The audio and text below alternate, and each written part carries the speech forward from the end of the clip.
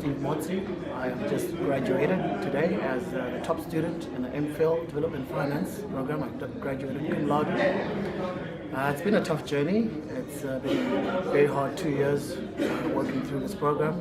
I think that at the end of the day, the strength came through on the research assignment, which I worked hard at, delivered. This was actually on pricing behavior of banks in sub-Saharan Africa. And what I essentially did was to measure pricing behavior of the banks using a Panzer-Ross model, a bit technical jargon there, but what I established in the research is that the banks in sub-Saharan Africa are existing in a state of monopolistic competition. Basically, this is what we're expected to achieve, and this is what's been achieved before in other countries. And the impact of the crisis, the global financial crisis in 2007 to 2008, did little to change that. So it was a tough research, as I said, and I hope it served as some good, sort of information for anyone who's trying to get into this sort of area or field, particularly in the development finance, from a development finance perspective. My topic was, as a matter of fact, a measure of banking competition, which means I was actually focusing on banks.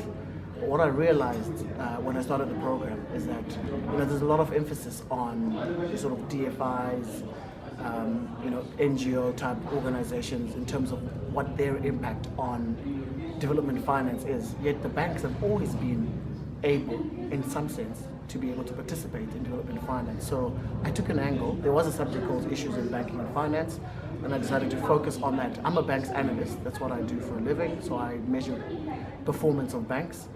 And I thought if I focused on what the banks do and understand how they behave in any sort of market structure, we'll be able to better understand how banks can be positioned to be able to provide more of development financing, particularly in sub-Saharan Africa.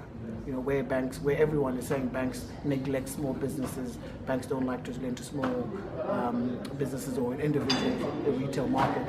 I needed to get in there and understand what is it that causes those problems and what can be done. So understanding how banks price their products was a key sort of way I could approach that, and hence the research on banking competition in sub-Saharan Africa.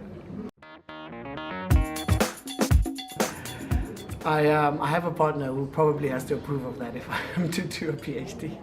But it would be interesting to, at some later stage in life, to embark on a PhD.